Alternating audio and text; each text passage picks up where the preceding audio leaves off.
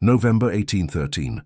A duke calls Bella Hartwell's inherited farm worthless, then spends the next 6 months riding 3.5 miles every Thursday to prove himself wrong. When a parliamentary road plan makes her land worth a fortune, she finds his solicitor's letter. He knew before the first visit, all of it, every Thursday. The candles at Sir Edmund Price's table had been lit an hour before they were needed, which told Arabella Hartwell everything she required to know about the evening ahead. It was November. The roads were bad, and Sir Edmund had invited 14 people to dinner, which meant that someone, probably several someones, would be seated beside a stranger and expected to perform. Bella had arrived early, which she always did when she could not afford a carriage and had to borrow one. The Price's housekeeper had shown her to the drawing room with the particular warmth reserved for guests who were liked but not important, and Bella had stood by the fire and studied the portrait above the mantel, a Price ancestor in a wig that had not suited him, until Mrs. Price swept in and kissed her cheek and told her she looked very well, which meant her dress would do. It will do, Bella thought, smoothing the green silk at her hip. It had been her mother's, altered twice, and it still sat well. The other guests arrived in the usual order: the people who mattered first, then the people who mattered to the people who mattered, then everyone else. Bella was in the last group and did not mind it. She accepted a glass of ratafia from a footman, positioned herself where she could see the door, and waited. She was watching the door when he came in. Not because she knew who he was, she didn't, not immediately.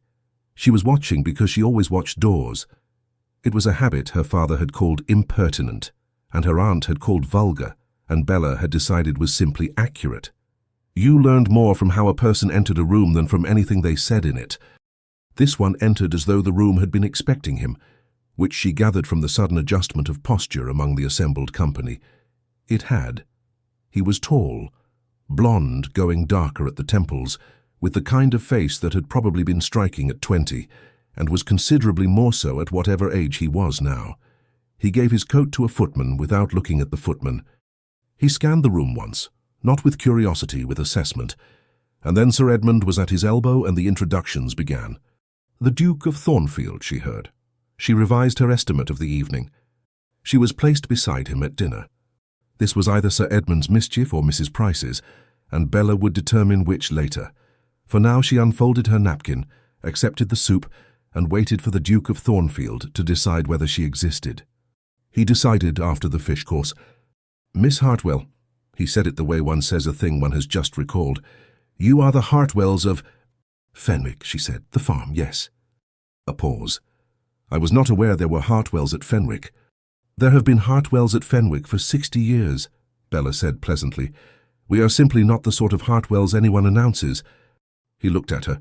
His eyes were hazel, she noticed, shifting between brown and something greener and not at present particularly warm. "Your father?" "Died in March. I manage the farm now." Another pause, longer. She ate her soup. "Alone?" he said. "I have 2 farmhands and a very opinionated housekeeper. Whether that constitutes alone depends on your definitions." She turned to look at him directly. "Do you manage your own land, Your Grace, or do you have people for that?" The gentleman on her left, a Mr. Fallow who bred horses and had opinions about them, looked up with the expression of a man who has witnessed a small explosion and is not certain he is safe. The Duke of Thornfield was quiet for a moment. Not the quiet of offence, the quiet of a man recalibrating. "I have a land steward," he said. "Several, in fact." "And do you find that you understand the land better for it or less?" "Miss Hartwell," his voice was even, "are you asking whether I am competent?" "I am asking whether you are informed," she said. "They are different questions. You may be extremely competent and still have no idea what is actually happening in your North Fields." Mr. Fallow developed a pressing interest in his bread roll. The Duke looked at her for a long moment. She met it without difficulty. She had grown up looking men in the eye when they would have preferred she didn't, and had found that the discomfort was almost always theirs. "My North Fields," he said finally, "are in excellent order." "I'm glad to hear it," Bella said, and meant it. "Mine are not at present. The drainage wants work, but they will be." She turned back to her soup. After a moment she heard him pick up his own spoon. The conversation at the table moved on, the usual topics, the roads, the weather, a distant war, a closer marriage. Bella listened more than she spoke, which was her habit at dinners where she was the least important person present. She asked Mr. Fallow about his horses, which was all the invitation he required, and half attended to his answer, while she kept a peripheral awareness of the man on her right. He did not speak to her again directly until the table turned for dessert. "You said they will be," he said without preamble. "You're Northfields." She blinked. He had apparently been keeping a peripheral awareness of his own. "Yes." "That is a considerable undertaking for one person." "It is," Bella agreed. "Most things worth doing are." He studied her with that assessing look again, the one from the doorway applied at closer range. "You are not what I expected," he said. "You expected nothing," she said. "You didn't know I existed until the fish course. That's not the same as expectation." A beat, and then something changed in his expression.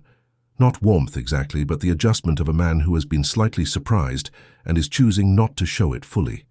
"Fair," he said. It was the most unguarded thing he'd said all evening, and it came and went so quickly she might have missed it. The ladies withdrew. Bella sat beside Mrs. Price on the settee and listened to Miss Fallow, the horsebreeder's daughter, 17 and delightful, describe a novel she was reading. Bella asked questions. Miss Fallow glowed. Mrs. Price watched Bella with the fond, speculative expression of a woman who has arranged a seating plan and is satisfied with the results. "Well," Mrs. Price said when Miss Fallow had gone to the pianoforte, "you survived." "I'm not sure that's the word I'd choose," Bella said. "He's perfectly civil." "He is," Mrs. Price agreed. "He's been perfectly civil to everyone since Eleanor died. It's quite different from being agreeable." Bella considered this. "How long ago?" 4 years. The boy was 7. Mrs. Price smoothed her skirt. "He doesn't come to dinners generally. I was surprised he accepted." "Perhaps he needed to eat." Mrs. Price gave her a look. "Perhaps." When the gentleman rejoined them, Bella was at the instrument, having relieved Miss Fallow of a piece that required more fingers than Miss Fallow had currently trained. She played it through once, without error, and did not look up when the room filled again. She was aware, with the precision of someone who had learned to track rooms, that the Duke of Thornfield did not go to the card tables. He accepted a cup of tea from the tray, positioned himself near the window, and stood. She finished the piece. There was polite applause. She stood and yielded the instrument to Miss Fallow, who had recovered her courage. When she turned, he was closer than he had been. "You play well," he said. "It will do," Bella said. She said it about the piece, which she knew was not her finest. She hadn't practiced in a fortnight, and the third movement had a passage she had smoothed over rather than executed. She meant, "I am not finished improving it." He heard it as a deflection. She could see him deciding to let it pass. "You mentioned your farm," he said. "Fenwick, it's, 4 miles south of the Thornfield boundary?" 3.5, she said, "on the road past the mill." He nodded slowly. The hazel eyes moved to the window. There was nothing to see. It was full dark. And back to her. "The drainage work. Is that a new undertaking or ongoing?" "Does it matter to you?" she asked, not rudely, with the same genuine curiosity she brought to most questions. He paused. "I suppose not." "Then I'm wondering why you're asking." Another of those recalibrating silences. She was beginning to recognize them, the space between what he had prepared to say and what the conversation was actually requiring of him. "Conversation," he said. "You don't seem like a man who makes conversation," Bella said. "You seem like a man who gathers information. Those are quite different activities, and only one of them is rude to name." He looked at her for a long moment. Outside, the wind came up against the windows, and Miss Fallow struck a wrong note and recovered it. "You are very direct," he said. "Is it inconvenient?" "It is unusual." "That's not what I asked." Something passed across his face, too quick to catch fully, but not displeasure. He looked down at his tea. "No," he said. "It is not inconvenient." Bella nodded, satisfied. "Good. To answer the question, the drainage work has been ongoing for 2 years. My father began it and did not finish. I intend to." "What does it require?" "Channels on the north side, a redirected berm along the lower field, and one very good frost next February to show me where the water is actually going." She paused. "Also money, but that is true of most things." He made a sound that was almost not quite a laugh. "Yes," he said, "that is generally true." They stood for a moment in the room's contained quiet, other people's conversations moving around them like water around a stone. "Your housekeeper," he said, "the opinionated one." "Mrs. Dench, yes." "Does she have opinions on the drainage?" "She has opinions on everything," Bella said. Most of them correct. She thinks the lower berm needs to come 2 feet further east than I've put it. She is probably right. And you will move it. When she has told me so 4 more times, Bella smiled. She needs to feel she has convinced me. It costs nothing. He was quiet again. A different quality of quiet this time, less assessing, more attentive. I should say good night, Bella said. She had borrowed the Fenwick's trap and the lane was already going to be unpleasant. It was a very good evening. Miss Hartwell. He said it as she was half turned away. She looked back. The berm, he said. 2 feet east, you said? Mrs. Dench said. He held his teacup. The firelight caught the angles of his face and turned them briefly less severe. I would move it. She regarded him. Have you had occasion to redirect drainage berms, Your Grace? Twice, he said. Both times I was wrong about the distance. Both times my steward was right. Bella held his gaze for a moment. It will do, she said, meaning, that is actually useful and I will remember it, and went to find her coat. She did not look back. She did not need to. She had learned from the doorway that he watched rooms and she was still in his. The drive home was cold, and the lane was worse than she'd feared. Mrs. Dench had left a lamp burning in the hall, which Bella extinguished herself rather than wake anyone. She stood in the dark kitchen for a moment, thinking about nothing in particular. Then she went to bed. She did not think about him again until morning, which she considered a reasonable interval. Over breakfast, with the account books open and the north field requiring decisions, she thought about the berm and the frost and the question of whether a man who had drainage stewards for his drainage problems had any right to recommend placement. She decided he had been correct anyway. She moved the berm 2 feet east that Thursday. Mrs. Dench found out on Friday and was insufferable about it for a week. Bella did not mention where the idea had come from. Some information was not relevant. Spring came late to that part of the county, as it generally did, grudgingly in fits with cold mornings persisting a full fortnight after the calendar had declared it April. Bella noticed it less than most because she had too much to do to pay close attention to the season. The Northfield's drainage channels were dug by mid-March, the lower berm resettled, 2 feet east and holding, and she had turned her attention to the east boundary fence, which was losing an argument with a stand of ash trees whose roots had decided the fence posts were an obstacle rather than a fixed fact. She was arguing with the fence on the morning of the 14th of April when she looked up and found a horse on her lane. Her very good horse, the kind that cost more than her annual income and knew it. The Duke of Thornfield dismounted with the ease of a man for whom dismounting is not an action requiring thought. He handed the reins to no one because he had apparently come alone, and looped them over the gatepost with the practiced efficiency of a man who had grown up doing it himself, which she had not expected. Miss Hartwell, he said. Your Grace. She straightened, pushing her hair back from her face with her forearm because her hands were dirty. She was wearing her working dress, which was not the green silk. She did not apologize for either of these things. Were you expected? No. He looked at the fence. Trouble. The ash trees have opinions about where the boundary is, she said. I disagree. We are currently negotiating. He considered the fence with the expression she was starting to recognize, not dismissive but measuring. He had looked at her the same way at Sir Edmund's table, like something he hadn't placed yet. Thornfield Park is 4 miles north, he said. 3.5, she said again. I was in the area. On a Tuesday morning. It is not exclusively a Tuesday landscape, he said. And she heard the dry edge she had noted at dinner, the wit he apparently kept for occasions when he had no prepared material. No, she agreed. It looks much the same on Wednesdays. She pulled off her working gloves and tucked them into her pocket. Will you come in? He came in. Mrs. Dench produced tea with the expression of a woman who had decided to reserve judgment, which meant she had formed a judgment already, but was keeping it in a drawer. Bella did not look at her. They sat in the small parlour. Small was the word for it, honest was another. It had the proportions of a room that had been furnished once, well, and not touched since, because there was no money and no need. And she poured tea and looked at him and waited. He looked at the room, not critically taking stock. You've managed the farm since March, he said, alone. Since March last year, she said. My father was ill for some months before. I'm sorry. Thank you. She passed him his cup. Was there something particular that brought you this way, or was it purely the landscape? His mouth moved, not quite a smile, but the shape of one suppressed. I had some business near the mill, he said. A tenant dispute. It was concluded by 9 o'clock, which left the morning free. And you thought of Fenwick? I thought of the berm, he said, whether it had held. She studied him. He returned the look without difficulty, which was unusual. Most men either looked away from her direct attention or held it with the self-consciousness of someone doing a thing they'd decided to do. He simply looked back, as though attention was neutral. It held, she said. Mrs. Dench was very pleased with herself. As she should be. He looked at his tea. You moved it. She told me to for a week. But you moved it when you decided to, he said. Not when she told you. Bella paused. Yes? You heard the advice and waited until you decided it was correct.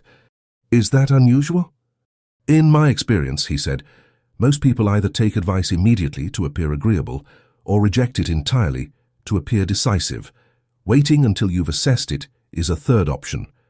It seems like the obvious option. He drank his tea. It is not in practice common. She watched him. There was something different about him in this room than there had been at Sir Edmund's table.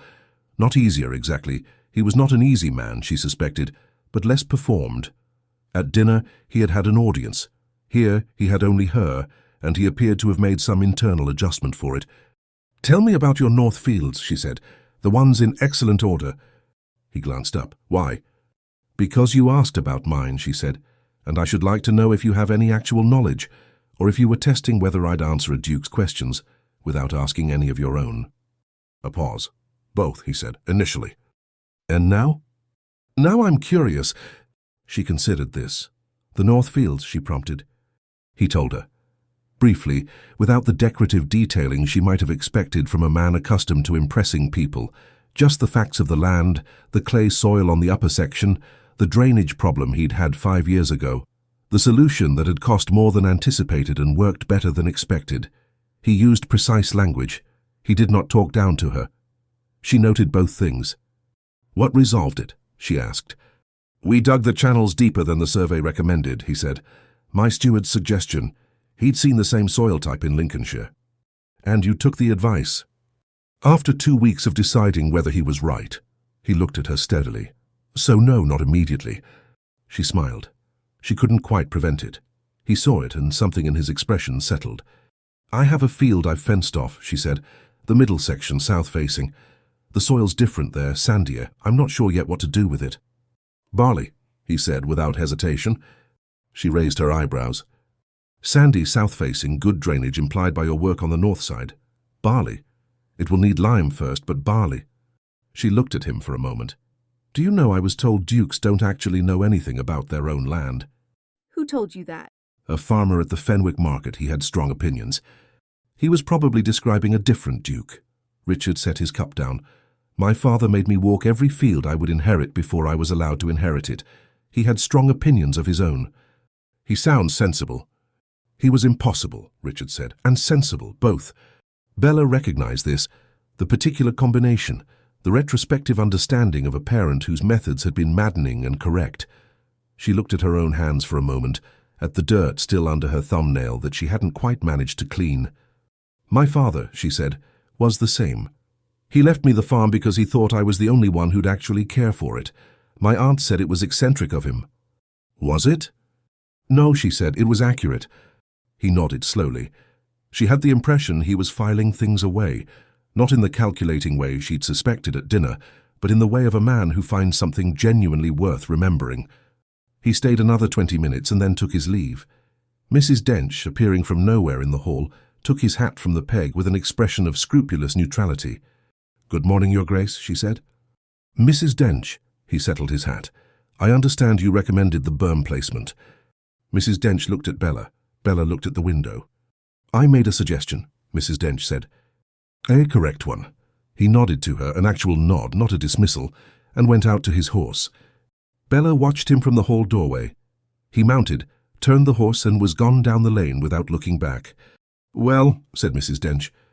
Don't, said Bella. I haven't said a word. You've said several in your expression. Mrs. Dench folded her hands. The tea things need clearing. They did. Bella went and cleared them, and did not think about hazel eyes or the word barley or the particular quality of a man's attention when he has stopped performing and started actually looking. She thought about barley, though. She went and looked at the south field in the afternoon, walked the perimeter, crouched and took a handful of soil and felt the texture of it. Sandy, south-facing. She put the soil down and stood up and brushed her hands clean. Barley, she thought, and went in for her supper. He came back. She had half expected it, and half talked herself out of the expectation, which meant that when he appeared on the lane 3 weeks later, different day, same excellent horse, no prior notice, she was neither surprised nor unsurprised, but simply present. This time he brought a reason. He had found, he said, a document in the Thornfield records that referenced a right-of-way along her eastern boundary, the side with the ash trees. He thought she should know, as it might affect the fence dispute. He produced the document, which was genuine, which she could see immediately, and which did in fact affect the fence dispute. "You rode 3.5 miles to bring me a document," she said. "I had business near the mill again," he said. "The same tenant dispute?" A pause. "A different one." She looked at him. He looked at the document. She took it. "Come in then," she said. This time Mrs. Dench produced the tea faster, which told Bella everything about the state of Mrs. Dench's feelings. They sat in the parlour again, and Bella read the document carefully, while he drank his tea without fidgeting, which she appreciated. She had had visitors who fidgeted while she read and found it insupportable. "The right-of-way runs along the boundary, not through it," she said. "So the fence placement isn't actually affected." "No," he agreed.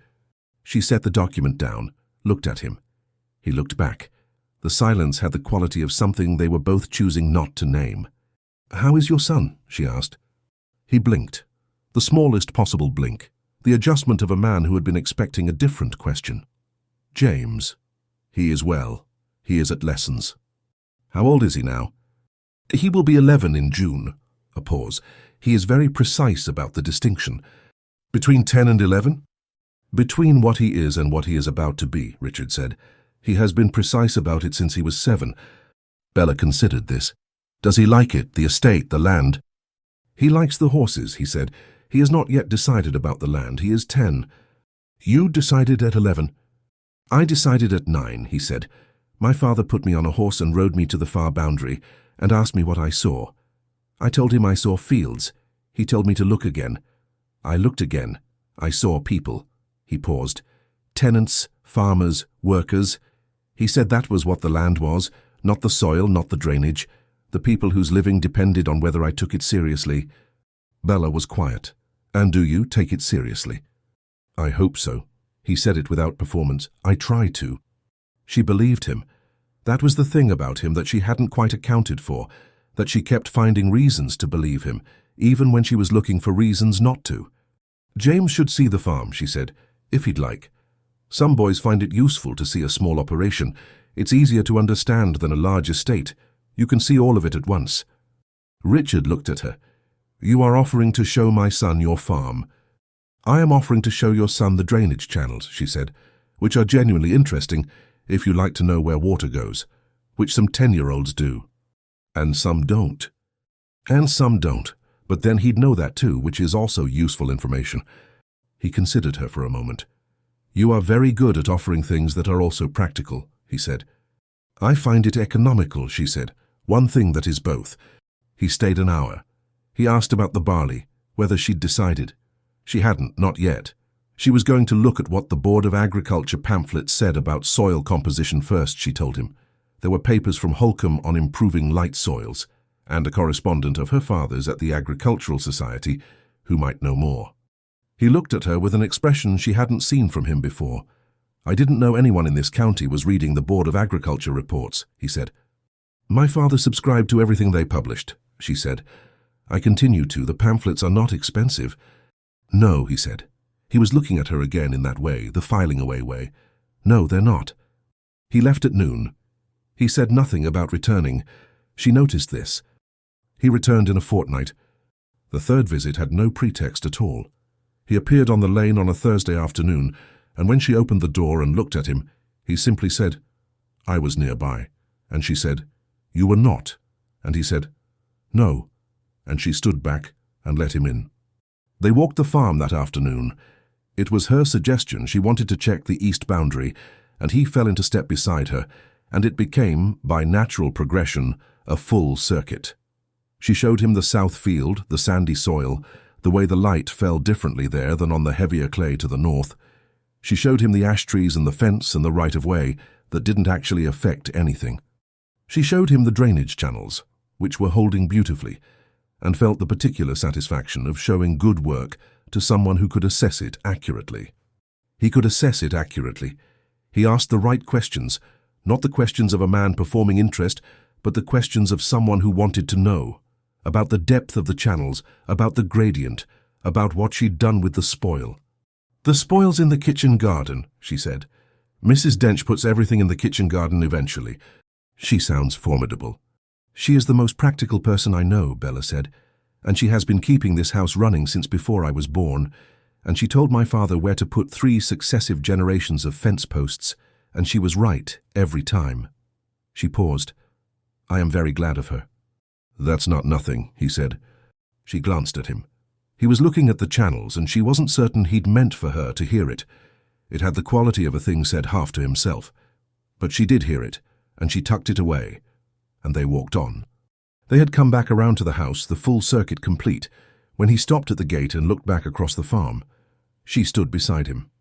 The late afternoon light was doing something particular to the north field, making it look better than it was, or possibly exactly as good as it was. She could never quite tell with north fields. "It's a good farm," he said. "It will do," she said. He looked at her then, directly, with the full weight of those shifting hazel eyes. "I think," he said slowly, "that phrase does not mean what it sounds like." "It means exactly what it sounds like," she said. "It will do. It is not finished, and it is not what it will be, but it is already sufficient, and I am not done with it yet." He was quiet. "Yes," he said, "I think that is exactly what it means." They stood at the gate for another moment, and then he collected his horse and went down the lane, and Bella stayed at the gate for a while after he had gone, looking at the north field in the late light. She was in difficulty. She knew it with the same precision with which she knew the gradient of a drainage channel or the composition of her south field soil. It was simply a fact, present and inconvenient, and the most practical response was to acknowledge it and decide what to do next. She decided to do nothing, for now. He came back the following Thursday, and the Thursday after that, until Thursday became a word with a particular weight in her week. Mrs. Dench said nothing, which was the loudest possible statement. The farmhands, John, who was 50, and Tom, who was 19 and entirely transparent, began to have the horse ready at the gate at 3:30, which was when he generally appeared, and Bella said nothing about this either, because acknowledging it would require her to feel something about it, and she had decided that feeling things about it was a project for a later date. He was different each time, not in character. He was consistently himself, which she had come to appreciate as a rarer quality than it sounded, but he became, incrementally, less performed. By the 5th Thursday, the dry wit arrived without the delay. By the 6th, he corrected her once about the chalk content of the south field. She had estimated too low, he thought, and she argued back. And they stood in the south field for 20 minutes, disagreeing about chalk until she said she'd write to the Agricultural Society contact, and they'd know more, and he said, "When?" with an urgency that was more than academic, and then appeared to know he'd betrayed something because he looked away at the ash trees. "I've written already," she said, giving him the retreat. "He should reply within the month." "Good." He looked at the trees. "The ash needs cutting back." "I know. Before the roots damage the fence posts further." "I know," she said. "It's on the list." "What else is on the list?" She told him. He listened. It was a long list, as all farm lists are, and he did not fidget or gloss, only asked questions at the right moments. And at some point she noticed that the sun was lower than it should be, and that they had been standing in the south field for an hour. "You'll lose the light," she said. He looked up, looked at the sky with the automatic calculation of a man who has spent enough time outdoors to read light accurately. "Yes," he said. "I should go." He didn't go. "My son," he said, "James, he asks about you." She looked at him. "Does he?" "I mentioned the farm once." He remembered. "He wants to know if the drainage channels are the kind you can see from the edge, or if you have to go in to look at them." He paused. "He is very particular about this kind of detail." "They're visible from the edge," she said, "but you can also go in if you have the right boots, which I strongly recommend." "He has the right boots," A pause. Would the offer still stand? Bring him on a Sunday, she said, when the work is lighter and Mrs. Dench has time to make something for tea. 10-year-old boys require something for tea. Most people require something for tea, he said. You've never mentioned it, she pointed out. You always provide it anyway. I do, she said. You're welcome. He looked at her for a moment, with the expression she had never quite managed to name. Not the assessing one, not the filing away one, but something that had replaced both of them over the course of the past weeks, something more open and considerably more inconvenient for both of them. Sunday, he said. Sunday, she agreed. He went. The light went with him. Bella stayed in the south field until it was genuinely dark and then went in and did not mention the Sunday plan to Mrs. Dench, because she would like at least 1 hour before Mrs. Dench's expression became insufferable. She told her at breakfast. Mrs. Dench's expression was immediately insufferable. James Vane, Lord Seaton as he was properly styled, though he bore it with the slightly burdened air of a boy who knows that courtesy titles are significant and would prefer to earn significance through other means, was 10 years and 11 months old, had his father's hazel eyes and his mother's dark hair, and had evidently decided before arrival that he was going to be respectful to Miss Hartwell, and had rehearsed it so thoroughly that when he shook her hand, he did it with the concentrated formality of someone performing a diplomatic function. How do you do, Miss Hartwell, he said. Very well, thank you, she said. Have you brought the right boots? He blinked. The rehearsal had not covered this, and looked down at his feet. Yes, he said. Good. The channels first then, before tea. Your father says you want to know if you can see them from the edge. He said you can, James said. He's right, but it's better to look from inside. She looked at Richard over James's head. Richard looked back, and she caught something in his face, not the measured look, not the assessing one, something that her inventory of his expressions did not yet have a name for. Come on then, she said, and led them to the north field. James Vane was, it transpired, precisely the kind of boy who found drainage channels genuinely interesting. He crouched at the edge and peered in with the same focused attention his father brought to things, and asked questions that were, in their 10-year-old way, the right questions. Where did the water go? How fast did it move? What happened in a heavy frost? Bella answered each one. Richard stood slightly behind them both, and when she glanced back once she found him watching her, not the channel. She looked away. She looked at the channel. The frost shows you where the water is actually going, she told James, which is not always where you thought. You have to be wrong first, and then let the winter tell you. My father says you have to be wrong before you can be right, James said. Your father is correct, Bella said. He won't always admit it, but he usually is. Behind her she heard something that might have been a suppressed sound of protest. She kept her eyes on the channel. James went home with mud on his boots and a great deal of information about soil composition he had not expected to acquire that afternoon. At the gate he shook her hand again, less rehearsed this time, more genuine, and told her the channels were exactly what he'd hoped. That's not nothing, she said, which was what his father had said about Mrs. Dench, though James didn't know that. Richard did. She saw him register it. He stayed after James rode ahead. This had not been discussed. He simply didn't go, and she didn't suggest that he should, and they walked back to the parlour because the evening was cold and coming faster than the afternoon had promised. Mrs. Dench had left tea things and vanished, which was diplomatic. They sat. The fire had been built up. The parlour was the size it always was, which was small, and with Richard Vane in it the small was more noticeable, not because he took up excessive space, but because she was more aware than usual of where exactly the space was. He liked it, Richard said. He's a curious boy, Bella said. Curiosity is the only requirement for finding something interesting. He has the rest. You were good with him. He was easy to be good with. She poured the tea, passed him his cup. Their fingers did not touch in the exchange, which she was aware of with a precision that annoyed her. Does he see children his age, friends? His cousins, a boy at the neighbouring estate. Richard looked at his tea. He is somewhat solitary by nature since his mother died. He was 7. Yes. A pause. She watched the fire. My mother died when I was 9, she said, not in return for the confidence, not as a strategy, simply because it was relevant and she said things that were relevant. I became solitary too for a while. Then I became very interested in the chickens. He looked at her. The chickens! We had 12. I learned everything about them.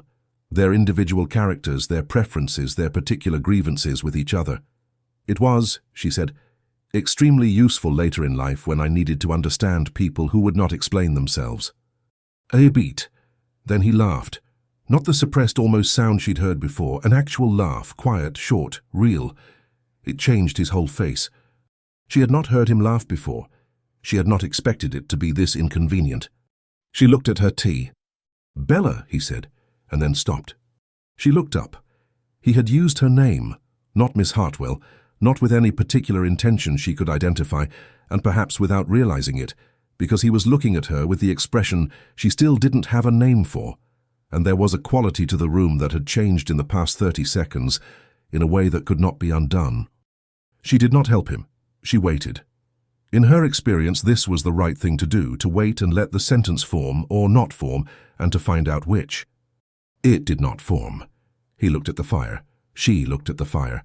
After a moment he said, "The soil. Your correspondent at the Agricultural Society. You said he should reply within the month." "Yes," she said. "I'd like to know what he says." He looked back at her, steady. "If you'd be willing to tell me." "Of course," she said. They drank their tea. The fire settled. Outside, the light had gone entirely, and the room was lit only by the fire and one lamp, and it was late enough that he should go, and neither of them said so for another 20 minutes. When he finally stood and she stood, and they were in the small hall with his coat and his hat, something happened that she had not planned, and that, reviewing it afterward, she could not have precisely accounted for. He had his coat on and his hat in his hand. She was standing close. The hall required it. It was not a large hall. And he looked down at her and she looked up at him, and he said very quietly, "I should not," and then stopped and kissed her. It was not long. It was not undignified. It was a kiss that understood itself, which was more than she could say for him in that moment, because when it was over and she stepped back, he had the look of a man who has done something that surprised him considerably. "You should go," she said. "Yes," he said. "Good night, Your Grace." He said nothing. He put on his hat. He went out.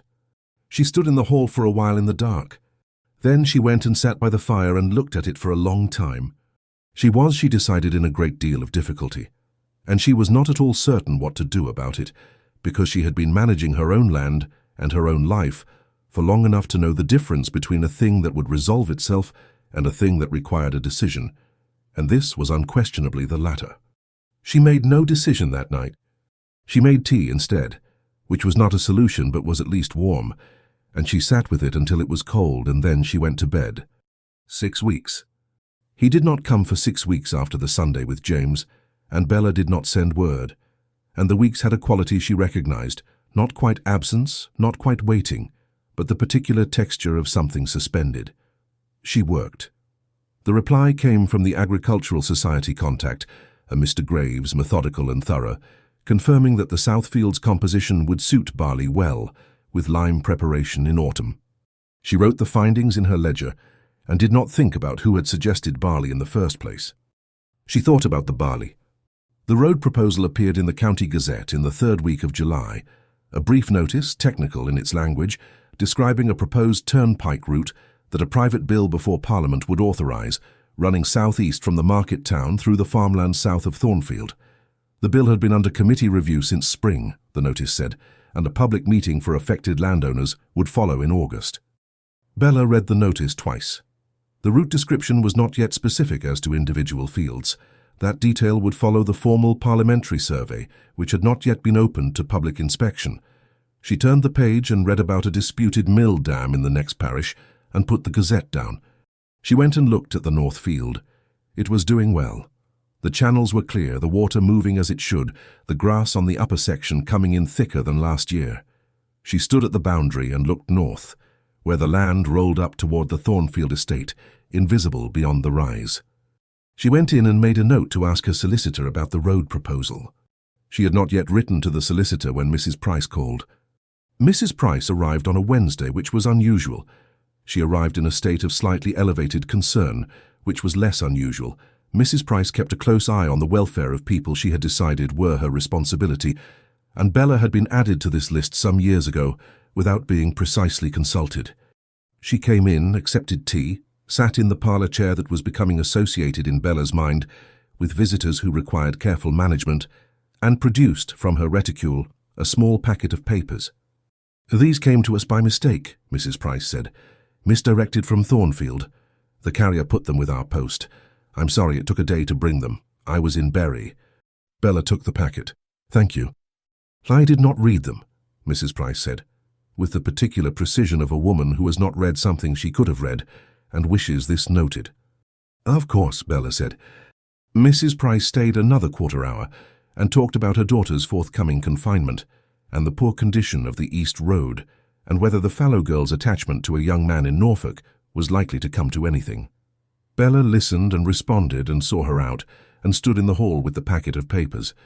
She set it on the hall table. She went out to check the east fence, which was still in dispute with the ash trees. She came in an hour later and stood in the hall. She picked up the packet. They were, as Mrs. Price had said, misdirected, addressed to Thornfield Park, bearing the marks of having gone to Price Hall first. 3 letters, the outer 2 of no particular interest. The third was from a Mr. Clement, solicitor, of the firm Clement and Hatch, Ipswich. She should not have read it. She read it. It was dated the 22nd of March. It referenced a parliamentary agent's report, recently commissioned, on the proposed turnpike bill then in committee. The agent had obtained advance sight of the route schedule, the specific parcel-by-parcel list of affected lands, not yet made public, and had confirmed that the proposed line would cross a northern field at Fenwick Farm. Should the bill pass, that field would carry material value as a compulsory purchase site, the agent advised, at rates well above its current agricultural worth. It referenced in the 3rd paragraph Richard's instruction: acquire the Fenwick northern field before the parliamentary schedule is made public and the owner understands its value. The owner is a Miss Hartwell, a young woman recently come into the property, and the acquisition ought to be concluded quietly and at a reasonable agricultural rate before the bill's passage makes the true position plain. Bella read this paragraph twice. She set the letter down on the hall table. She stood in the hall for a moment. The house was quiet.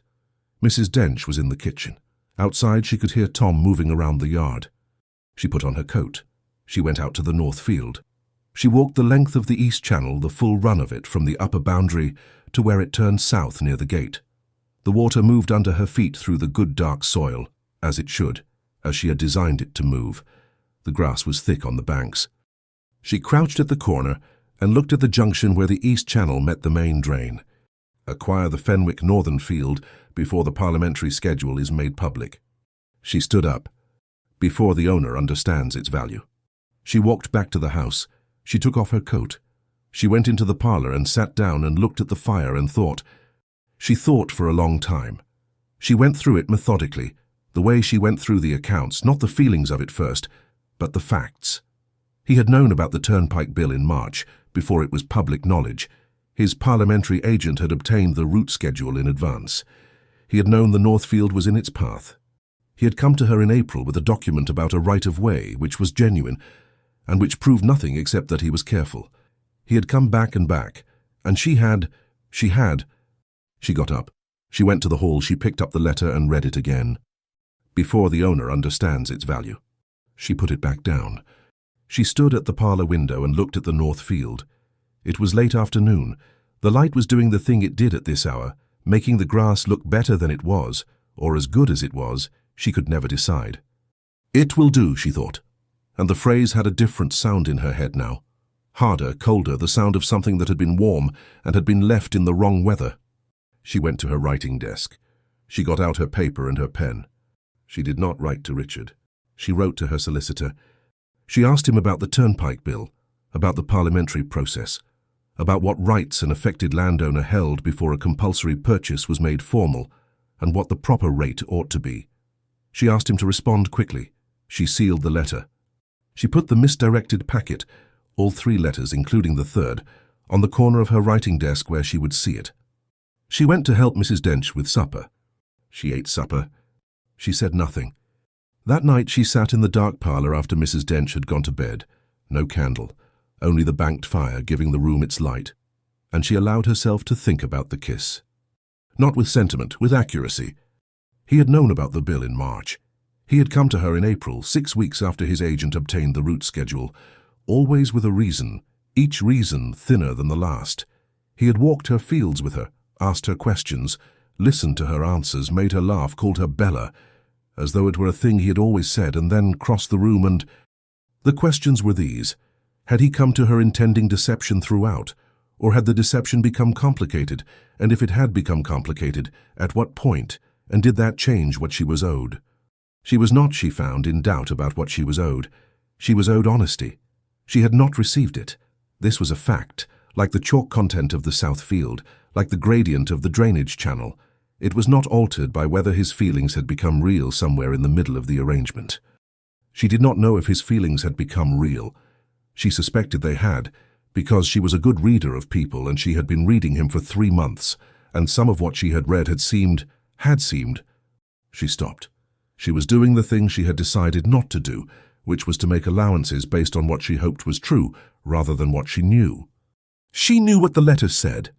She knew what the letter said, and she was going to sit with it until Richard Vane came to her, as he would, because there was a plan in motion, and plans came to their conclusion, and she was going to find out what he had to say for himself. And then she was going to decide. Outside, the north field was dark, and the channels were doing their work in the silence, and the land was exactly what it had always been, hers, and not finished, and already sufficient, and no one else's to negotiate away. No one's. He came on a Thursday. Of course he did. Thursday had become the word for him, and she had known since Wednesday evening that he would come, the way you know a frost is coming before the temperature has dropped, something in the quality of the air, the particular stillness that precedes a change in weather. She had the letter on the writing desk. She had moved it there from the hall table, then back to the hall table, then to the writing desk again. She had decided the writing desk was correct. It was where she did her accounting, where she settled figures and balanced what was owed against what was paid. And that was the register in which she intended to conduct this conversation. She was in the parlour when she heard the horse on the lane. She did not go to the window. She sat where she was with her hands in her lap and listened to Mrs. Dench answer the door. Miss Hartwell.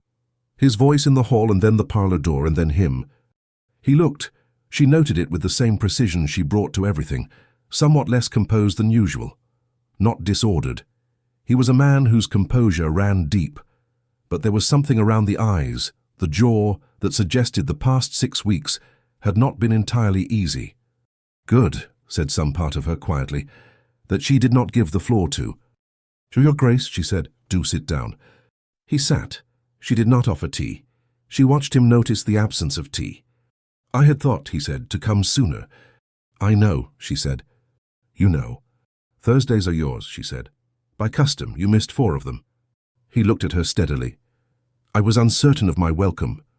And now? And now I found I could not be uncertain indefinitely, he said. It is not a state I manage well. No, she said, I don't suppose it is. She rose and went to the writing desk. She picked up the letter. She set it on the table between them. He looked at it. She watched his face.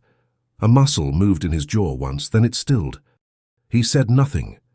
That came by mistake, Bella said, with a misdirected packet from Mrs. Price. She brought it several weeks ago. She paused. I have read it. I can see that, he said. I should like to know, she said, sitting back down, with the same tone she used when she was genuinely curious, which she was, whether you intended to tell me. A long pause. I don't know, he said. That is an honest answer, she said. I appreciate it. Try another one. When did you know about the bill? March, he said. My parliamentary agent obtained the route schedule on the 22nd. It had not yet been made public. And you came to me on the 14th of April. Yes. With a document about a right-of-way. Yes. Which was genuine. It was genuine, he said. I did not manufacture a reason. I found one. That is a distinction, Bella said, that I am not certain does you the credit you think it does. He looked at her. No, he said, you're right, it doesn't. She had expected him to argue, to manage, to use the considerable intelligence she had spent 3 months recognizing and respecting. He wasn't managing. He was sitting with his hands on his knees, looking at her, and not managing at all, and she was not sure what to do with that. The letter says, she said, keeping her voice even, that I am a young woman recently come into the property, and that the acquisition ought to be concluded quietly at an agricultural rate before the bill's passage makes the true position plain. She looked at him. "Did you read this letter before it was sent?" "I did not write those words," he said. "My solicitor characterized—" He stopped, started again. "I communicated the facts of your situation to my solicitor. He drew his own conclusions about the approach. I did not correct them." A pause, which is not the same as authorship, but is not far from it either. "No," Bella said, "it isn't." They were quiet. Outside, Tom crossed the yard. The sound of his boots on the gravel came and went. "Miss Hartwell," he said. "Bella." He said her name the same way he had said it in this room 6 weeks ago, not as a strategy, as a fact. "When did it become complicated for you?" She looked at him. "I beg your pardon?" "You asked me once," he said, "what it would cost me to tell you the truth. I'm asking you the same. When did you know?" She was quiet for a moment. "The drainage channels," she said. "The first time you came. You asked about them as though they mattered, and they do matter, and very few people understand that they do." She paused. "I was in difficulty from quite early on. That is not an excuse. It is simply the accounting." He nodded. Once his hands were still on his knees. "When did it become complicated for you?" she asked. He looked at the fire. "The Southfield," he said. "The second visit. When you talked about what you intended it to be." A pause. "And then you said the farm would do. And I understood that you meant it was yours, and not finished, and already sufficient. And I—" He stopped. "I knew then that I was in difficulty. And I told myself it did not matter because I had not yet made you a formal offer on the land." "That is not the same as honesty," Bella said. "No," he said, "it is not, I am aware." "How you let it grow," she said. "Whatever this was, you let it grow while you were also planning to acquire my field before the bill made its value apparent." "Yes." "And at no point," she said, "did you think to tell me what you knew about the parliamentary schedule, about the value, about why you first came?" "No," he said, "I did not." "Why not?" The question sat in the room. He looked at it. "Because by the time I should have," he said, "I had already stayed too long and asked too much and—" He stopped. His voice had not roughened, but something in it had changed, the control of it, the careful architecture.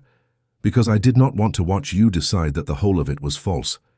"The whole of it was not false," Bella said. "That is precisely the problem." He looked at her. She looked back. The fire settled in the grate with a small collapse of sound. "If it had been false throughout," she said, "it would be considerably simpler. You would be a man who had tried to deceive me for commercial advantage, and I would know precisely what to think. Instead, you are a man who started with deception, and then, in the middle of it, became, as far as I can judge, honest. And the deception is still there, underneath, and I cannot pretend it isn't, and you did not give me the choice of knowing." He was very still. "That is what you owe me," she said. "Not an apology, a choice. You took it before I could make it." "Yes," he said, "I did." She looked at him for a long moment. He met it. He had always met her attention directly, which was one of the first things she had noticed about him, and which had turned out to mean something different than she'd assumed. "The land," she said, "my North Field." "I have written to Clement," he said. "I instructed him to withdraw all interest in Fenwick. As of 3 weeks ago, there is no offer, no intention of an offer, and no claim of any kind." He paused. "I can show you the letter if you wish. I brought a copy." She regarded him. "Why did you write to him 3 weeks ago?" He looked at her. "Because I decided that whatever else was true, I was not going to attempt to acquire your field while—" He stopped. "While I was in a position to want something else entirely. That," she said, "is the first thing you have said today that tells me anything useful." He said nothing.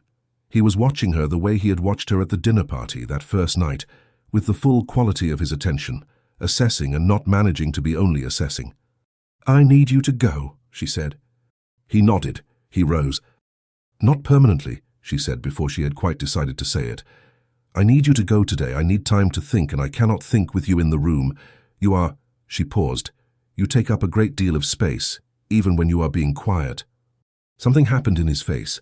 Not the almost laugh, something quieter and more serious. "Yes," he said, "all right." He went to the door, paused. She expected him to say something, to find some final word, the way men of his kind generally found final words, something that would constitute the last move in the negotiation. He didn't. He stood at the door with his hat in his hand, and he said nothing, and the absence of the thing he might have said was harder than anything she had expected. "Thursday," she said. He turned. "Come on Thursday," she said, "if you like." He looked at her for a moment. "Yes," he said, "I will." He went out. She heard the horse, she heard the lane, and then nothing, and she sat in the parlour with the letter on the table between the chairs and the fire burning down to coals. She did not move it, she left it there. She sat until Mrs. Dench came in at supper-time and looked at the table and looked at Bella and said nothing whatsoever, which was, Bella thought, probably the kindest thing she could have done. Thursday came. He came with it as agreed, and she received him, and they sat in the parlour with the letter no longer on the table between the chairs because she had put it in the writing desk the day before. She had put it in the writing desk, and she had decided that leaving it on the table was theatre, and she did not do theatre. They drank their tea. He asked about the east fence, whether the ash had been cut back. She said it had the week previous, Tom and a man hired from the village with the right equipment. He asked how the roots looked, now the trees were reduced. She said better than she'd feared. The posts were still sound, only the upper boundary rail wanted replacing. "I have timber at Thornfield," he said, "seasoned oak. I could have some brought down." She looked at him. "That is a gift." "It is wood for a fence," he said. "Yes," she said, "which is a gift." He met her look. "Will you take it?" She considered. She was not a woman who accepted gifts without understanding them, and he knew this and was watching her understand it now. The offer was not manipulation. She was fairly certain it was not manipulation. She was as certain as she could be about anything that came from him. It was a man finding the size of gesture he could make without overstepping, and it was exactly the right size, and she was aware of both these things. "Yes," she said, "thank you." He nodded. The conversation moved on. They had been talking for an hour when she said, without planning to, she had not planned to. She had been planning to wait, to think further, to be more certain than she was. "I am not certain what you thought I would decide." He looked at her. He had been looking at the window where the late light was coming through at an angle that made the room different from how it usually was. He looked back at her. "I did not know," he said. "I thought it possible you would decide to have nothing more to do with me. I thought it equally possible that you might not." He paused. "I could not determine the probability. You are not predictable." "Did it bother you?" "Consistently," he said, "from the dinner party onward." She felt the corner of her mouth move. She did not let it move further. "The dinner party. You asked me if I was competent or merely informed," he said. "In front of 12 people. I have not forgotten it." "You never answered." "No," he said. "I was still deciding if I was annoyed." "Were you?" "For approximately 10 minutes," he said. "And then I was something else entirely, and I have not been entirely certain what it was since." She looked at him. He looked back. The light through the window had shifted to gold, the last of it before the day went. "I am still angry with you," she said. "Yes," he said, "I know. I expect I will be for some time." "I expect so too," he said. "And I am also—" She stopped. She chose the word with care because she chose words with care always. "I am also not only angry." He was very still. "That is all I will say today," she said. "I thought you should know the accounting." "Yes," he said, "thank you." They sat for another 20 minutes, and she played the pianoforte for a quarter of an hour, not to perform because he had seen through her performing months ago, but because she wanted to, and because the parlour felt different when there was music in it, less careful. He sat and listened without comment, without the polite applause she'd had at Sir Edmund's table, which she preferred.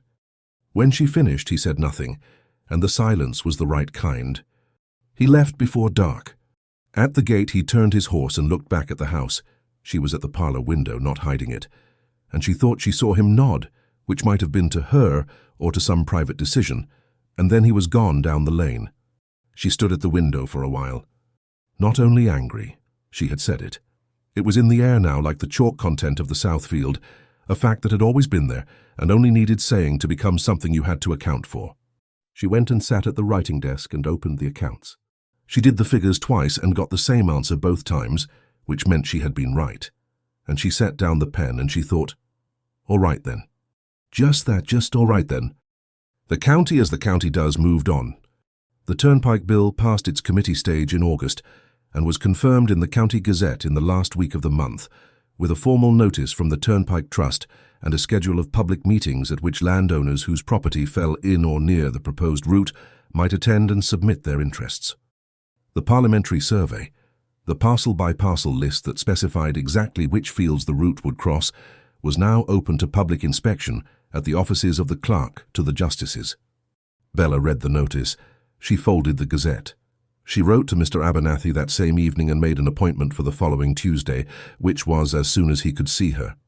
Her solicitor, a small round man with the aspect of someone accustomed to receiving information without alarm, read the parliamentary survey with her at his desk, found Fenwick's northern field on the schedule, and told her what she had already begun to suspect. "The trust will need to acquire the land," he said, "by agreement or by compulsory purchase. The compensation rates are set by statute under the Act."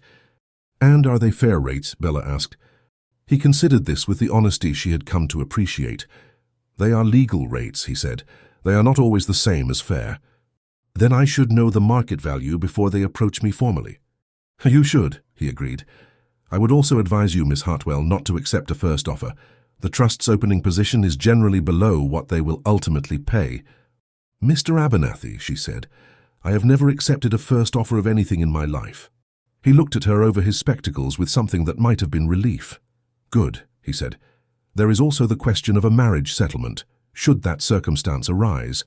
Your solicitor should ensure any property you currently hold is properly vested for your separate use before any such arrangement is concluded. The trust compensation, if paid before that point, would be yours to settle as you see fit. If paid after, the disposition becomes considerably more complex." Bella looked at him steadily. "I'm aware of that, Mr. Abernathy." "I thought you might be," he said, and made a note. She did not sell the field, not yet. There were public meetings to attend, valuations to obtain, and she intended to know exactly what she held before she decided what to do with it. She attended the first public meeting in the market town in September, sat in the third row, asked 4 questions, and left with better information than she'd arrived with. The Duke of Thornfield was not at the meeting. She noticed his absence with the precision she brought to most things, noted it, and did not know what to do with it. She did not see him for 3 weeks after the confrontation Thursday.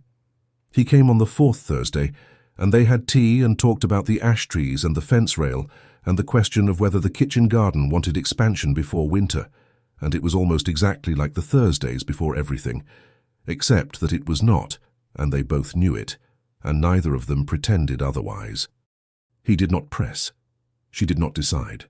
The weeks had the quality of something that was neither moving nor still, held carefully by 2 people who had agreed without saying so that they were not yet finished with the accounting. Sir Edmund Price hosted a card evening in mid-September. The invitation came to Bella by the 2nd post on a Monday, and she was going to decline it. She had the valuation appointment and the fence rail to supervise.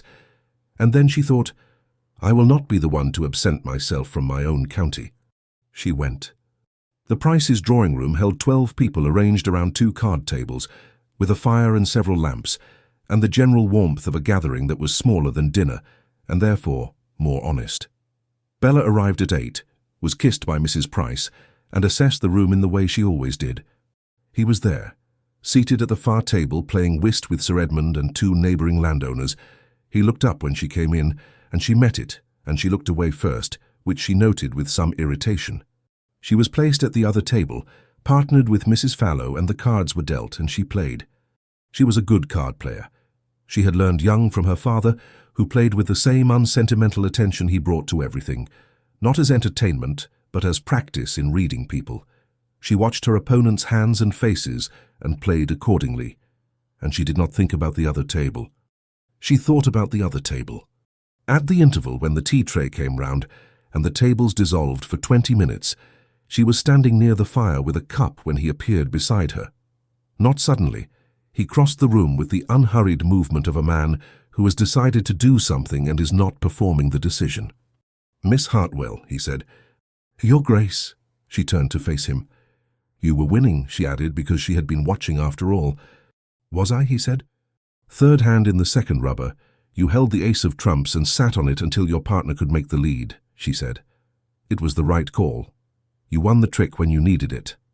A pause. "You were watching." "I watch rooms," she said. "You know this." "I know this," he agreed. They stood by the fire. Around them, the room reassembled itself into small conversations, and the two of them were one, which Mrs. Price registered from across the room with an expression of comprehensive satisfaction that Bella chose not to acknowledge. "James," he said, "he has asked about you." She looked at him. "Has he?" "He wants to know if the barley has gone in yet." A pause. "I told him you were still waiting on the valuation before you decided what to plant. He said that sounded correct." "He is a perceptive boy," she said. "He has decided," Richard said with the quality of a man reporting something that has slightly undone him, "that you are the most sensible person of his acquaintance." She looked at her tea. "That is a very high compliment from an 11-year-old who has assessed the available options and reached a conclusion." "He turned 11 in June," Richard said. "He was very precise about the occasion." "Of course he was." She smiled, the real one, not the polite one. He had learned the difference. The road plan, meanwhile, was in the Gazette, and on every landowner's lips in the county. Two of her neighbours had already approached the Trust's surveyor. She had not. "I attended the public meeting," she said. "I know," he said. "I heard. And you chose not to attend." "I had a prior engagement." A pause.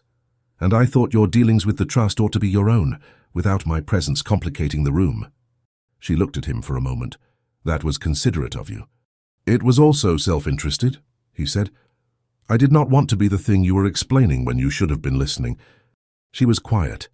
She felt the familiar quality of something she had been trying to keep in its proper place, moving slightly from where she had put it. "The field," she said. "Have you truly withdrawn all interest?" "You may write to Clement directly if you wish," he said. "He will confirm it." "I believe you," she said. He blinked, the small adjustment she had first seen at the dinner party. "Do you?" "I believe you withdrew the interest," she said. "I am still deciding what that means." "That is fair," he said. "It is not about fair," she said. "It is about accurate." His mouth moved. Not quite the almost laugh, something quieter, something that was not withheld but was careful. The tables were reconvening. Mrs. Price was signalling from the far side of the room with the delicacy of a woman who is signalling and wishes it known she is not signalling. "James is welcome to come and see the barley," Bella said. "When I've decided about the barley."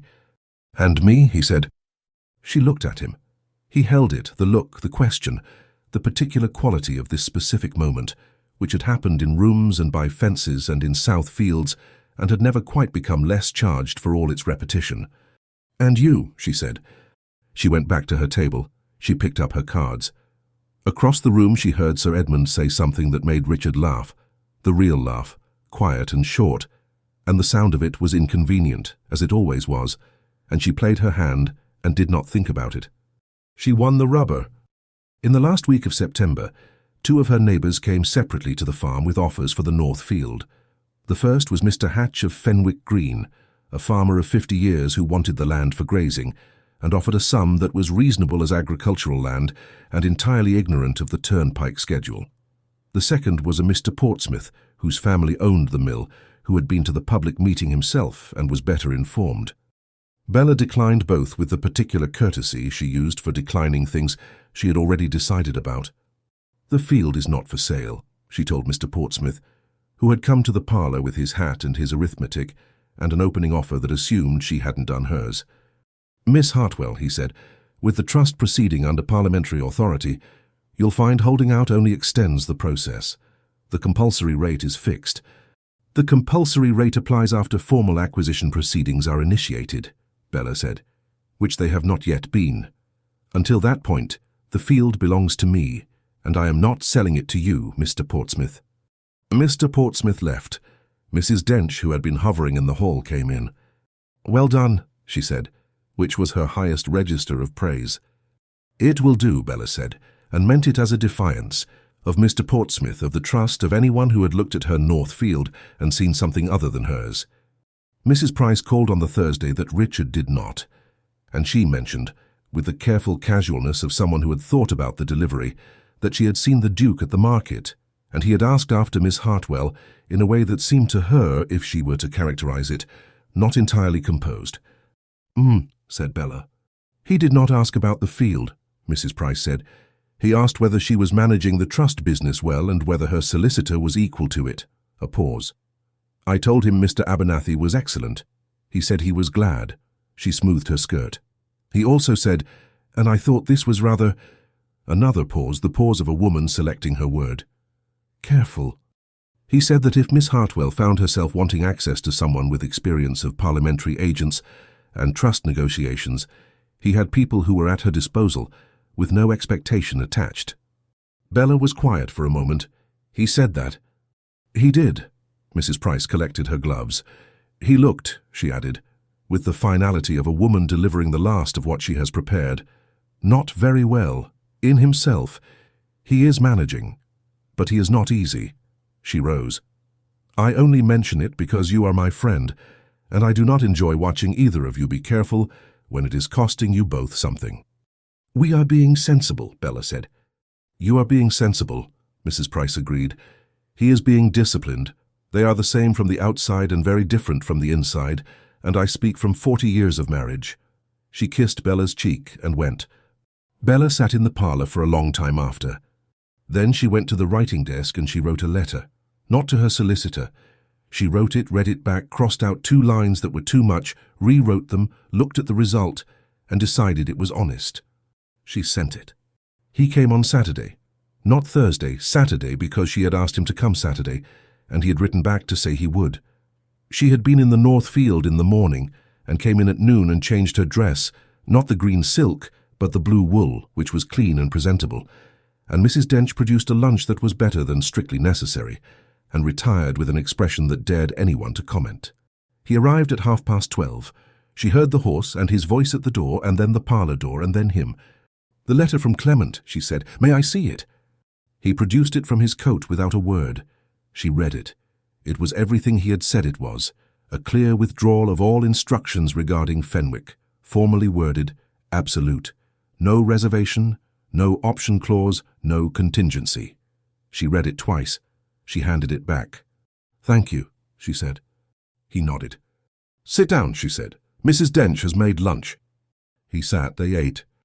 She had decided beforehand that she was not going to make the conversation do work it wasn't ready to do, so she talked about the trust negotiations, which were at the stage of formal valuation, Mr. Abernathy having submitted her particulars, and about James's term, which Richard told her was going well, the boy having developed a ferocious interest in surveying after a visit to a neighbouring estate where the steward had shown him a theodolite. She had an opinion about theodolites which surprised him. He had not used one in 8 years, and found her opinion interesting. They cleared the lunch things. She poured tea. She looked at him across the small table. I want to tell you something, she said. He set his cup down.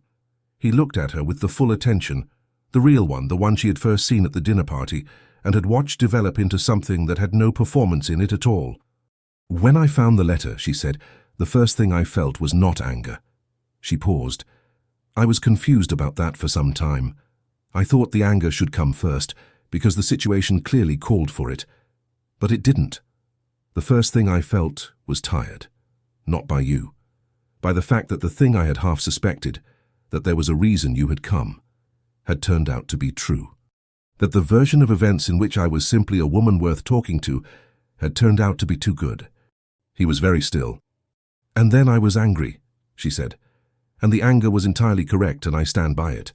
But I thought you should know the sequence, because you asked me once, or almost asked me, when it became complicated for me, and the honest answer is that it became complicated very early, and the letter made it worse but not different in kind. It was already what it was. She looked at him steadily. You cannot make someone feel something by deception. You can obtain their trust by deception, but what they feel is real regardless of what prompted it. Bella, he said. I am not saying this to excuse you, she said. I am saying it because it is accurate, and because I am tired of being careful about being accurate. I know, he said. I know you're not excusing me. He looked at her, and the expression she had never properly named was fully present now, nothing managed about it. May I say something? Please, she said. I came to Fenwick in April because of the land, he said. That is true. I had the agent's report, I had the route schedule, I had a reason. I came with that reason, and it was not honourable, and I have thought about it a great deal since. He paused. And then I came into your hall, and you looked at my horse and my document about a right-of-way, and asked me plainly whether you were expected, and I... He stopped. You what? She said. I thought, this is not going to go the way I planned. She looked at him. And how had you planned it? I had planned, he said, to make a reasonable offer in due course for a field you did not yet know was in the parliamentary schedule.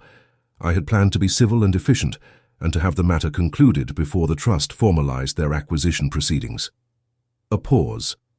I had not planned to be asked whether I was in the area, in that tone at the door by a woman with mud on her hands, who did not appear to care at all that I was a duke. I cared, Bella said. It simply did not seem relevant to the question. No, he said. I understood that rather immediately. He looked at his hands, and I came back and kept coming back, and the plan became something I was keeping in a separate room. And then I stopped thinking about the room, because the room was not as interesting as what was happening in the rest of the house. And then... He stopped again. And then I kissed you, he said.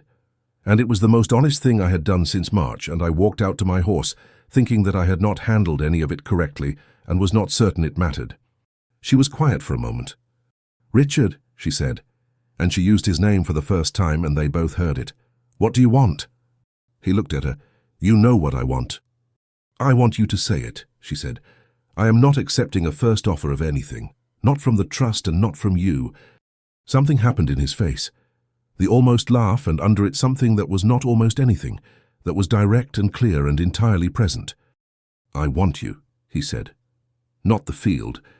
I stopped wanting the field sometime in May when I was trying to decide whether to write to Clement, and I realized I was not trying to decide about Clement at all. I was trying to decide whether I had done enough damage to be beyond recovery. He paused. I decided I had not. I may have been wrong. You were not wrong, she said. He looked at her. You were wrong about a great deal, she said, but not about that. She set her teacup down. I am going to say something, and I want you to listen carefully. Yes, he said. I am keeping the field, she said.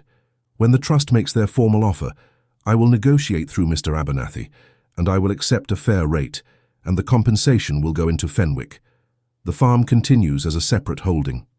She held his gaze. Before any other arrangement is made, I will have a marriage settlement drawn up. The farm will be vested in trust for my separate use. That is not negotiable, and it is not a reflection of my confidence in you. It is simply what the farm is. I would not ask you to give it up, he said without hesitation. I know, she said. I'm telling you anyway, because telling you is not the same as assuming. He looked at her steadily. 2 solicitors, he said, whatever terms you require. Whatever terms I require, she agreed. Good. She paused. I am not a straightforward proposition. I have opinions about drainage and chalk content, and when to move berms, and I expect to be listened to, and I will not change what I am, because the title attached to my address improves. I would not want you to, he said. I came back for what you are. If I wanted a woman who changed herself for the room, I could have found one without riding 3.5 miles in April. She held his gaze for a moment. All right, she said. All right, he repeated. Ask me properly, she said. I deserve that. He looked at her for a long moment. And then, without performance and without the elaborate architecture of a man who is accustomed to being granted what he asks for, he said, Will you marry me? She regarded him. I will think about it, she said. He took this with the steadiness of a man who has accepted he is owed no less. That is entirely reasonable, he said. Come on Thursday, she said. I will, he said. He came on Thursday, and Friday and the following Monday because she had a question about the theodolite James had mentioned, and she was not going to write it down and wait. She told him yes on the Wednesday. She told him standing in the south field, in the particular light of early evening, with the sandy soil under their feet and the ash trees dealt with and the north field beyond them doing exactly what she had designed it to do. Yes, she said, I will marry you. He looked at her. The hazel eyes were warm, not differently warm, not a new warmth, but the same one she had been watching develop since April, now given room. Thank you, he said, which was not what most men would have said and which was therefore exactly right. He put his hand out. She took it. They stood in the south field for a while, looking at the farm, while the light did what it did at this hour, which was to make everything look both better and exactly as it was. It will do, she said, looking at the north field and the channels and the whole of what she had made of her father's land.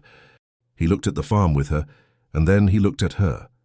Yes, he said, it will. She did not correct his use of the phrase. She decided it was a gift she could accept. They were married in October. Bella had wanted October because it was a good working month, the harvest in and the autumn ploughing not yet begun, and because the church at Fenwick stood on a slight rise at the eastern edge of the village, its porch open to the south, and from the porch step on a clear morning you could see the direction of her land, the long roll of the north field, the line of the ash trees against the sky. Even if you could not pick out one channel from another at that distance. She had stood there once in February to check. In the methodical way she checked everything. The shape of the farm was visible. That was sufficient. Richard had wanted whatever she wanted, which she found considerably more agreeable than she'd expected from a man of his habits. The marriage settlement had taken 5 weeks and 2 solicitors, as agreed. Bella read every clause herself and queried 3 of them. Mr. Abernathy told her the final instrument was the most thorough settlement for a woman's separate property he had drawn in 15 years. She told him that was the intention. He told her he was glad she was his client and not his opposing counsel. The Northfield's compensation, paid by the trust in September at a rate Mr. Abernathy described as an excellent outcome after 2 rounds of negotiation, was paid into Fenwick's account before the wedding and remained there, earmarked for the Southfield's improvement. The farm was vested in trust for Bella's separate use, to be managed by her, improved by her, and passed according to her direction. It was all in writing.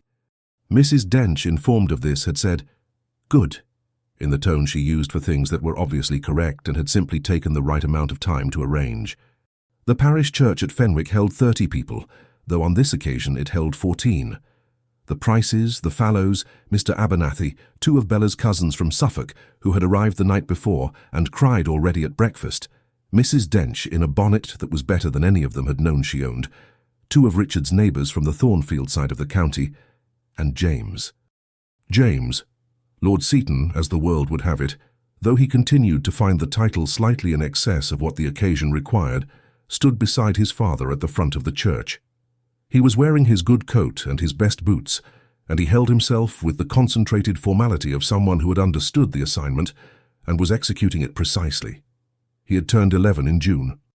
He had the look of a boy who was planning to be 12 soon, and found the idea reasonable. When Bella came in, on the arm of Sir Edmund Price, who had been asked because he and Mrs. Price had started it all and deserved to finish it, James turned his head and looked at her with the serious hazel eyes, and then looked at his father, and whatever he saw in his father's face made him look back at Bella with a different expression, less formal, more decided, as though a question he hadn't quite known he was asking had been answered.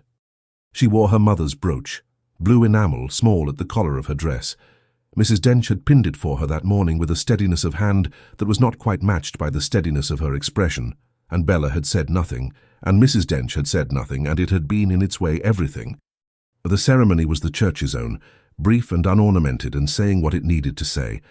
Richard said his part in a voice that was steady and low and meant every syllable. Bella said hers in the voice she used for things she had decided about. When it was over, Richard looked at her for a moment with the expression she had finally named, sometime in August, standing in the south field. Relief. Not happiness, or not only relief, the particular quality of a man for whom things had stopped being uncertain. She had found it once she named it rather affecting. "Well," he said. "Well," she agreed. Outside on the porch, while Sir Edmund shook hands with everyone in reach and Mrs. Price cried with a composure that was doing enormous work, Bella turned to James. "Have you ever seen a drainage field?" she said. James looked at her. "Father says you asked him that." "I ask everyone that," she said. "It is a useful sorting question." "He said you showed him." "I showed him the channels," she said. "There is rather more to show, if you'd like." James looked at his father, who was watching them both with the relief expression, and then back at Bella. "Yes," James said, "I'd like." "Good. We'll go next week. Bring the right boots." "I always bring the right boots now," he said, with a dignity that was entirely his own. She almost said, "That's not nothing." She kept it. Some things were for keeping. The business of becoming a duchess was, Bella found, mostly paperwork, which suited her. There were letters to write and households to reconcile, and the question of Mrs. Dench, who was not, Bella had made plain to the Thornfield housekeeper in a conversation of considerable courtesy and absolute clarity, going anywhere. Mrs. Dench was installed at Fenwick, which remained under Bella's management, and which she rode out to twice a week on a horse Richard had given her that was not as good as his, but was better than anything she'd owned, which she considered a reasonable opening position that she might revisit. She walked the Thornfield fields in October, the day after they returned from a fortnight in Bath. Richard's concession to convention, Bella's to Richard, and found them as described, the north fields in excellent order, the south fields somewhat less so, a clay pan in the lower section that Hollis had been managing around for 3 years without quite resolving. "The channels need to go deeper," she said, looking at it. Hollis, who was standing beside her with the expression of a man who has been saying this for 3 years and has not yet been authorized to act on it, said carefully, "That has been my view, Your Grace." She looked at him. She had not yet accustomed herself to the form of address, and was not certain she would. "How much deeper?" he told her. She asked 2 questions. He answered them accurately. She told Richard that evening that Hollis was excellent and the south fields wanted deeper channels, and Richard said yes to both without the surprise she'd half expected, because he had apparently reached the same conclusion and had been waiting for a second opinion he trusted. "Hollis has been telling you for 3 years," she said. "Hollis is my steward," Richard said. "You are not." She looked at him. "You are considerably more difficult to disagree with," he said with the dry edge she had first heard at Sir Edmund's table. "It is a different category of opinion." "I will try not to be insufferable about it," she said. "You won't succeed," he said, "but I find I don't mind." She held his gaze for a moment, and then, because she was in her own parlour and it was the evening and there was no one to perform for, she let him see that she didn't mind either. He crossed the room. She let him. This was not the small dark hall at Fenwick, not the accidental proximity of a space that required it. This was a choice, made openly, and they were both aware of it. He kissed her the way the first one had not quite been, not the kiss of a man who has surprised himself, but the kiss of one who has decided, and is not going back on the decision, and knows she has made the same one. When she stepped back, it was not to end it, but to look at him, which she did with the same directness she brought to everything, and what she saw in his face was the relief expression underneath and above and around everything else. "It will do," she said, meaning the room, the house, the evening, the whole arrangement. He understood. She had watched him learn to understand it over the course of a year, and he had it now fully, the specific weight of it. "Yes," he said, "I believe it will." Their daughter arrived the following September, early but not alarmingly so, in the wide bedroom at Thornfield that had better light than any room in the house, because Bella had moved them to it in February, on the grounds that the previous bedroom's eastern aspect was unintelligible. They named her Margaret Eleanor, Margaret for Bella's aunt, who had been impossible and right about several things. Eleanor for Richard's first wife, because the child would grow up in a house with James, who had been 7 years old when his mother died, and Bella had decided this firmly, and Richard had looked at her with the relief expression for a long moment, and then said, very quietly, "Thank you." James held her on the 3rd day, in the chair by the bedroom window, with the deliberateness of a boy who has researched a thing and intends to do it correctly. She settled in his arms, with the compact certainty of a new person who has not yet discovered the world has edges. He looked at his father over her head. "She has your nose," he said, with the gravity of an important report. "She has mine," Bella said from the bed. "Look at the shape of it." Richard came and looked at the baby's nose with the seriousness the question deserved. "Hers," he concluded. "Thank you," said Bella. "She might grow into yours," James offered diplomatically. "She might," Bella agreed. "We'll see." James looked back down at the baby. "Hello, Lady Margaret," he said, carefully trying out the form of address, deciding it would do, and Margaret appeared to look back, though she was 3 days old, and the light was behind her. 9 months later. The Southfield at Fenwick was in its first barley season. The lime had gone in the previous autumn, the seed in April, and it was coming through thick and even in the June rows, better than Bella had projected, and close to what she'd hoped. Mr. Hollis, who had taken a professional interest in the experiment after the Thornfield-Southfield's channels were deepened over winter, had come twice to look, and had said it was better than he'd expected, which Bella accepted as the compliment it was. Lady Margaret Vane, 9 months old, was asleep in the crook of her mother's arm in the parlour at Thornfield. She slept with the total conviction of someone who has made a decision and is committed to it, which Bella found already characteristic. James, 12 now and taller than he had any right to be, was explaining something to his father. He had been explaining it for several minutes, with the focused urgency of a boy who has discovered a thing and needs it understood. Richard was listening, not with the patience adults give children when they are waiting for them to finish, but with the specific attention he reserved for things that mattered. Bella watched this from the corner of her eye, without making it obvious that she was watching. "The Fenwick barley," James was saying, "yields better per acre than our Southfield did, even accounting for the lime cost, because the drainage improvement changes the water table in the adjacent sections as well. The benefit isn't only in the channel field. The adjacent beds get the runoff benefit," Richard said. He was not summarizing, he was continuing the thought. "Yes." James's face did something, not surprise, but the specific satisfaction of being understood, without having to explain further. "So if Hollis redirected the lower channel on our east section, we'd need to survey the gradient first," Richard said. "Hollis would know the numbers." "Can we ask him tomorrow?" James said. "He's coming about the fence posts." "He is," Richard said. "Yes, ask him." James subsided into the consideration of this, which apparently required standing still and staring at the middle distance for a moment, and in the resulting quiet, Richard looked across the room at Bella. She had been trying to put the baby down for the past half hour. Lady Margaret's opinion on this was clear and consistently expressed. Richard's expression from across the room took in the baby and the situation and the particular quality of Bella's current equanimity, and something in his face went warm and quiet. "She will sleep eventually," he said. "She will sleep when she decides to," Bella said. "She has decided not yet." "Like her mother," he said. "Her mother sleeps perfectly well," Bella said. "When there is time." "There is never time." "There is always exactly as much time as there is," she said. "Which is not the same thing." He almost laughed. She watched it happen. Lady Margaret stirred, made a small sound, did not wake. Bella looked down at her, the compact certainty of her, the nose that was Bella's, the hands that were Richard's, the absolute imperviousness to opinion that was, as far as Bella could determine, entirely her own invention, and felt the quality of the afternoon settle around her, the fire, the lamp. James talking about drainage with the concentrated passion of a boy who has found the thing he finds interesting. Her husband watching her with the expression she had named correctly in a Southfield 14 months ago. "It will do," she said. Not to the baby or the room or anyone in particular. She said it the way she had always said it, about the farm, about the channels, about work that was not finished and was already sufficient and was hers and not done with yet. Richard set down his tea. "Yes," he said, "I believe it will." He had learned the phrase. She had watched him learn it, not the words which were easy, but the weight of it. The specific meaning that was not modesty and not deflection, but the particular pride of someone who looks at what they have made and says, "This is mine and I am not finished and it is already enough." And he had learned it.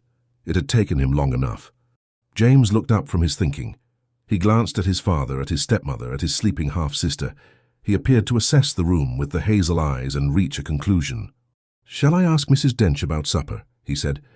"She will tell you when supper is ready," Bella said, "and asking will not accelerate the process and may slow it." "Right," said James, who had learned this also. "I'll wait." He sat down by the fire with the agricultural pamphlet he had borrowed from Bella's stack, the one on soil drainage in the eastern counties, and opened it to the page he'd marked and read. Bella looked at her daughter. Her daughter slept. Richard looked at Bella. The fire settled. The lamp held. Outside, the Thornfield fields went on in the June evening, the north fields that were in excellent order, the south fields that Hollis had surveyed in February and improved in March, the whole of it tended and known and not finished, every acre of it. 3.5 miles south, the Fenwick channels ran as they always had, the water moving through the good soil exactly as she had designed it to move. The barley stood in its rows in the long light. The land did not stop when nobody was watching. Neither did anything that mattered.